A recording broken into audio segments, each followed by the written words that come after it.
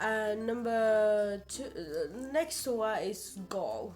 Goal has two, like, it's noun and it has two meaning. One is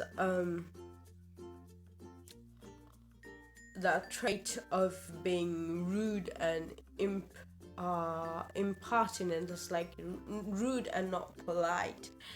And another one is when someone does something out of pure anger and evil will. That's goal. So if you want to relate this word, you can relate it to golem or, like, ogre. They are not polite, they are very rude, and they are very evil. So the word gall, proper example for it would be, suppose someone got hired recently and then they started complaining against the manager, which would be gall, and as in very rude and impertinent. And gall is, let's just say, okay, I did not make up the sentence, but that's why it's written here. When someone does something out of anger and bitterness and deep hatred and evil will, that is called gall. So let's just say some girl, she broke up with someone, and then after breaking up she decided to, like, spread the inappropriate images. So that would be gall, like, the act would be gall, and it's noun. And galvanize in chemistry, galvanize when you put something, a layer of something on top of a steel material.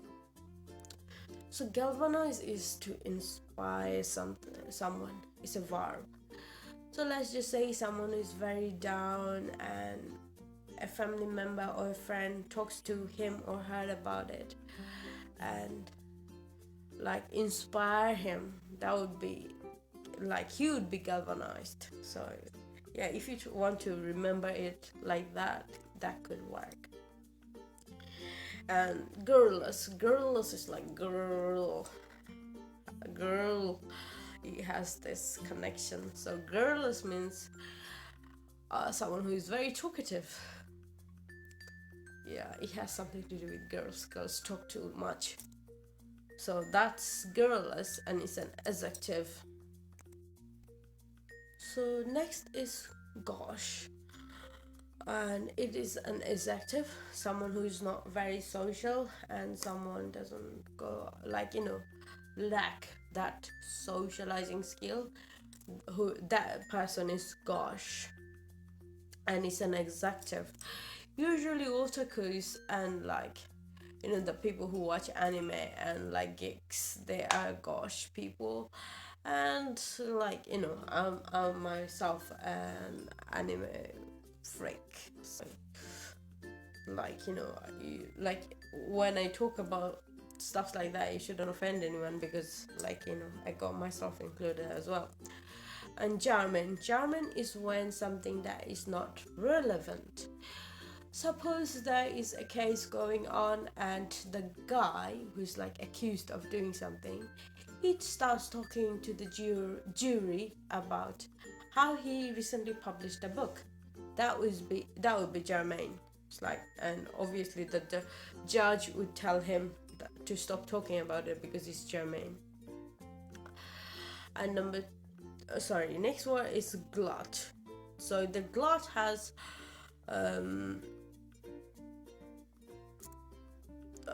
glut has two meaning. One is a noun and one is a verb.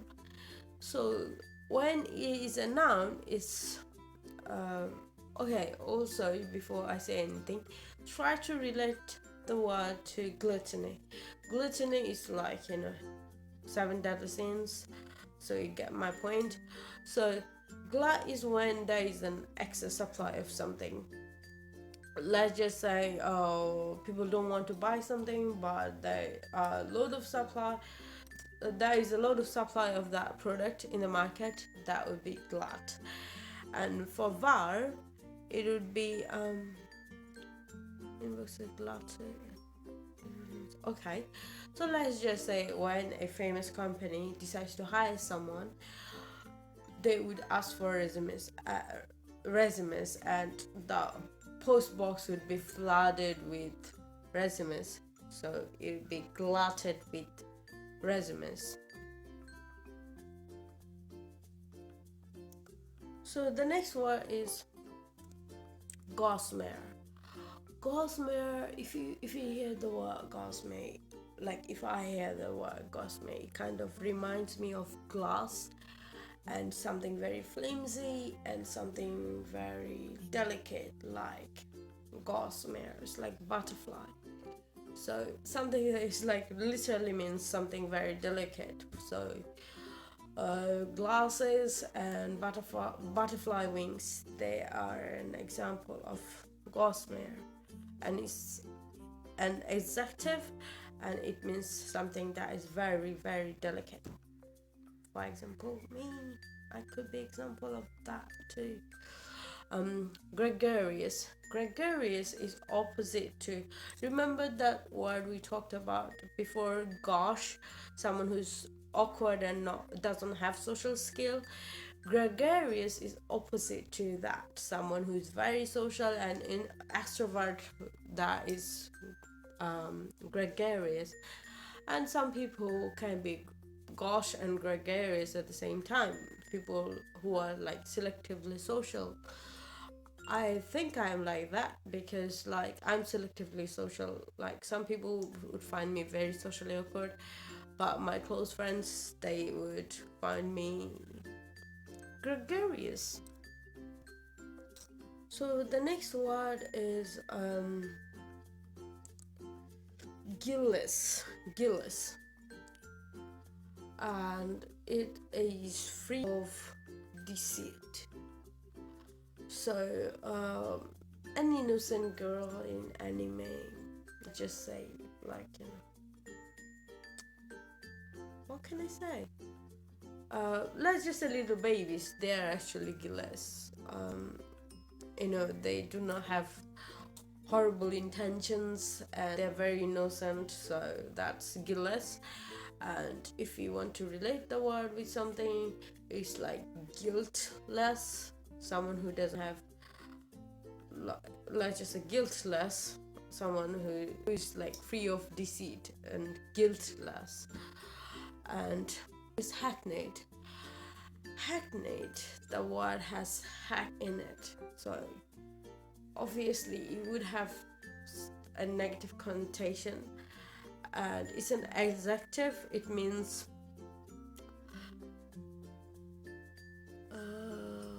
overused, having been overused.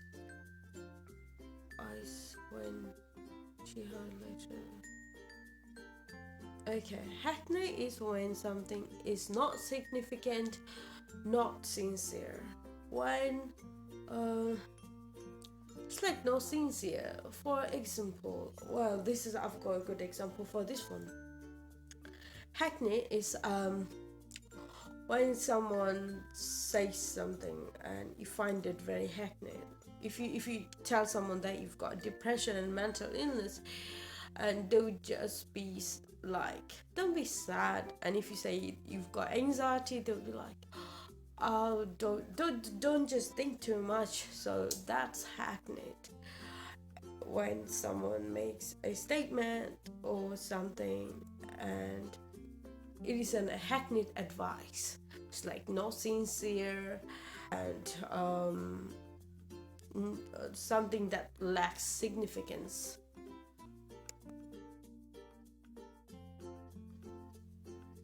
Next is the word is haphazard. Haphazard, yeah. So haphazard is when something is done carelessly. Like, for example, my workplace is my bed and my desk. So I try to keep this place clean, but rest of my room is haphazard. It's like not organized, it's like carelessly done. Or if you think about an assignment, the first few pages, they are very organized, they are very well done, and the rest of the assignment is not properly done, so that's haphazard and that's an adjective. And next is harangue. Harangue is, this is another word called tirade, and it is it's a long speech, but like it has a negative connotation. So when something is boring and long, that is harangue. If someone, like, let's just say there is a family meeting and someone starts talking about their own achievement, that would be harangue.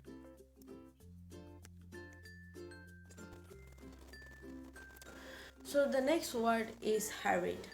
Harried is when you are, it's an adjective, and when you are bothered by annoying questions and stuff like that. So if you're a kindergarten teacher, you'd always be harried, because like you would always have to answer stupid question that doesn't make sense. So that's like, the harried, the word that has a negative connotation, I think it would be easy to remember. And haughty. Haughty, when someone acts really high and mighty, that's haughty. And suppose there's this guy who came up to you and started talking like he has this and he's got property, he's got cars and stuff like that. That would be haughty, like, he's got his attitude would be haughty. And hegemony is when it's under something, when it's under something's supervision. So hegemony is, let's just say, there was a war, and one country decided to divide, and one country decided to have hegemony over their sea area. So hegemony is when someone has dominance over an area. And heretic. So there are like 4 words here that are, I think, connected. So first word is heretic, and number 2 is iconoclast, and number 3 is iconoclastic, and number 4 is idiosyncrasy. All these words has got this negative, the idea of being unique and different. It's kind of raining. I think you're gonna hear it. Anyway, I'm not gonna, I've got like 2 pages left. I really hope the raining stops. It's been raining for like few days non-stop, and it's just horrible. Anyway, as I was saying, heretic, iconoclast, and iconoclastic, and idiosyncrasy, they are like, different. Heretic is like going against the tide. Let's just say everyone decided to do something what teacher told them, and someone came up with a different theory. That would be heretic, and that is noun. And iconoclast. Iconoclast is something very unique. Something very unique, and hang on. Something unique, and it does have a negative connotation. It is unique, but it kind of attacks someone else's beliefs. That would be iconoclast. For example, if someone if you're not religious and you talk about being atheist or something, so you would be offensive to religious people. So that would be iconoclast. And if someone is vegan and you show up to them with wearing a fur coat, that would be iconoclast. It's like going against someone else's belief or idea. And iconoclastic is something that is unique and different. For example, recently, if you talk about Billie Eilish music, that's iconoclastic. And idiosyncrasy is like idiot plus someone who creates sin. As I'm saying, idiosyncratic, it would be like, someone who creates scene. So it's like anime fans, they would wear different color wigs and contact lenses and very different clothes, and that would be very unique. So that's idiosyncrasy.